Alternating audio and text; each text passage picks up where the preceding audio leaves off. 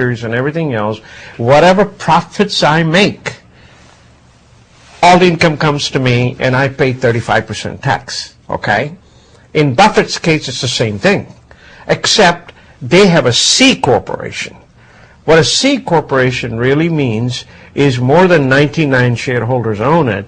So in C corporation, the corporation pays 35% tax. Still, the shareholders are paying the 35% because the corporation is owned by shareholders. So shareholders, while making money, pay 35% tax. But when they get a little bit of dividend, government says, uh-oh, same money. They want 15% more. Now, you know, in Buffett's case, he's talking about, he pays 35% on $350,000 salary that he gets. But the $200-300 million that he gets in dividends, he only pays 15%.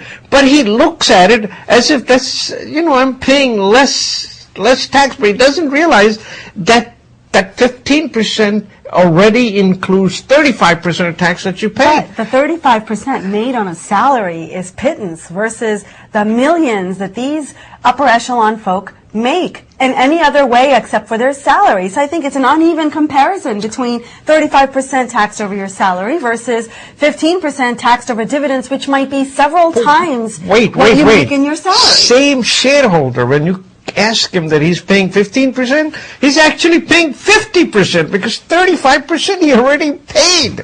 You know, I mean, let me tell you, the simple way to look at it, yes, there may be something needs to be tweaked up here. But the bigger money, according to Post, lies in there. In fact, by the way, folks, you must have read President Obama submitted his $3.8 trillion reduction in deficits. Well, according to Washington Post, much of it is bogus. This is Washington Post, a liberal newspaper, something with Democratic bent, is saying that President Obama did not do the right thing. He did the medium thing. He was not bold. He was not big. He did not touch Medicare. He did not touch Social Security. Why not? It's because he heard the debate and he heard the Republicans are going to touch the Social Security and Medicare. Well, that's not really fair. I think what the president has said, he's been very consistent about his message. He has simply said, look, I'm willing to consider Medicare and Social Security up for cuts, but you cannot tell me that that is the first place to cut because there are so many other places, so many other loopholes to cut before we get to Social Security and Medicare. So I think he's just simply saying, look, folks, to those of us that rely on Social Security and Medicare, I'm not going to take that benefit away from you. I'm going to look everywhere else first to make those cuts before I go there. I think that's a mischaracterization of what the president has said.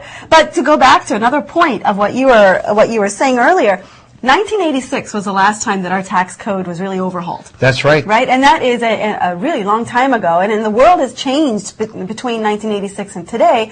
We are due for another tax code change. But the reality is our political climate is so awful right now, and it's so gridlocked right now that you cannot have major tax change or major change of any kind anywhere because it'll be gridlocked or blocked by the other party. I think that's what Americans are frustrated by, and that's why they want a president to come up with solutions. You know, the culture we seem to exist in today is to shoot everything down before we've given it a chance. The president has come forth with a plan. Now, maybe there are aspects of it that are good, aspects of it that are not great, but you have to give the plan a chance. What we tend to do here in Washington is criticize something to death before we've given it a chance to work, and we have to get out of that kind of mentality. Asta, I understand what you're saying, but it was not the Republicans that started.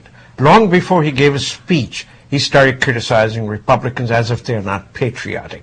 That's number one. And then he gave a speech, and then he went through the entire country, and he came back to the White House, and then he gave his plan out. That's when everybody found out that the plan, half of it's really bogus. You know, I mean, you appoint a super committee, and then you take away the thunder from them, and you want to settle everything yourself. Let the super committee do its job, instead of him saying, no, they need to follow me. But I just want to move away from that, and I want to tell you a story about a friend of mine, what he wrote to me. There are 545 people in this country that run this country. That would be the Congress. 435 congressmen, 100 senators, 9 Supreme Court judges, and 1 president. You and I don't run the country. They don't listen to the lobbyists because they don't run the country either. So these 545 people, do you think that they're such dumb people? They don't understand how economics work? No, but they don't do understand how to create a job?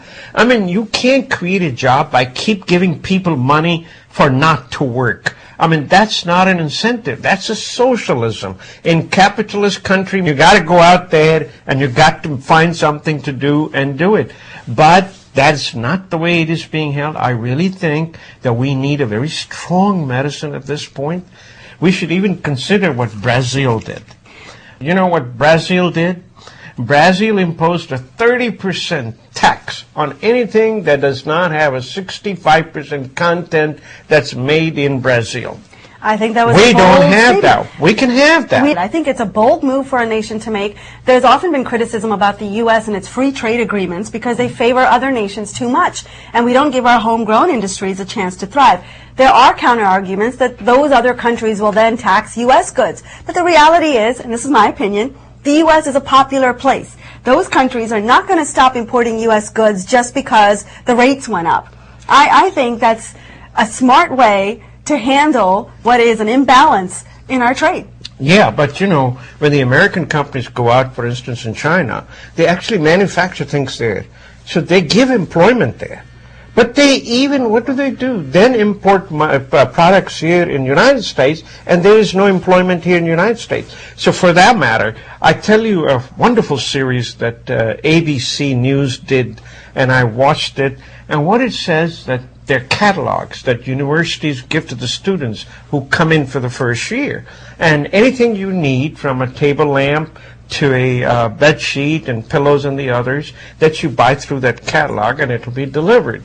Folks, they found $43 billion worth of purchases that were made through that catalog. Anything but $500,000 was all made in China, in Vietnam, in India. $42.5 billion worth of purchases that these students made through these catalogs that the universities bless and get a percentage of profit from. And you know what the catalog people said? Oh, we're so embarrassed. We didn't realize that. Surely you're embarrassed. Surely the university should be embarrassed, not pushing. I mean, you look at the university, the football jerseys and all of them. Made in China. Come on. I think time to grow the American American products. corporations need to think about their country.